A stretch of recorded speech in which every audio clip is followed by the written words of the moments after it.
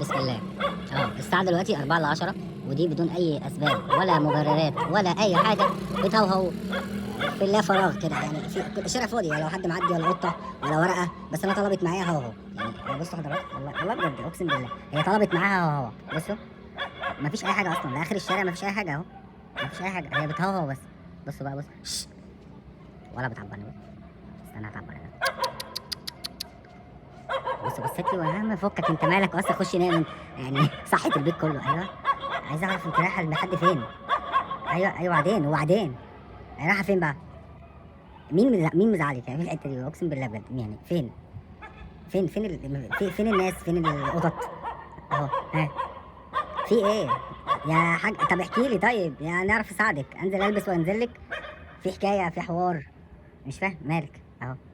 من لا شيء اهو، بتوه من لا شيء، مفيش اي حاجه. انا هصحيكوا وخلاص، انا صاحيه، انا نايمه طول النهار بقى ومش لاقي حاجه اعملها، فطلبت معايا صحيكوا. ايوه اهو اهو. رايحه فين بقى؟ والله اقسم بالله ما في اي حاجه.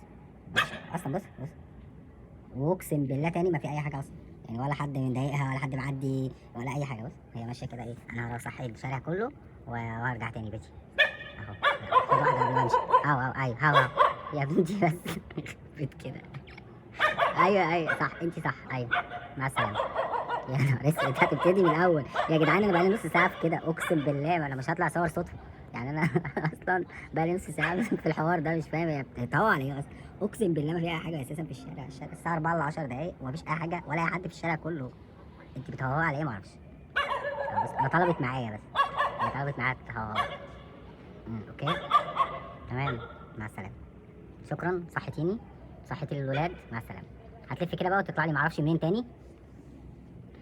هي راحت فين؟ اهي بص مفيش اي حاجه، اقسم بالله ما في. وبتهوى الناحيه التانيه برضه، يعني مش عارف اقول ايه بصراحه. حسبي الله ونعم الوكيل. ايوه رجعنا مره تانيه في الفقره التانيه، الساعه 4 ل 5 دقايق. بقى لها 5 دقايق معرفش راحت فين ورجعت تهوى تاني.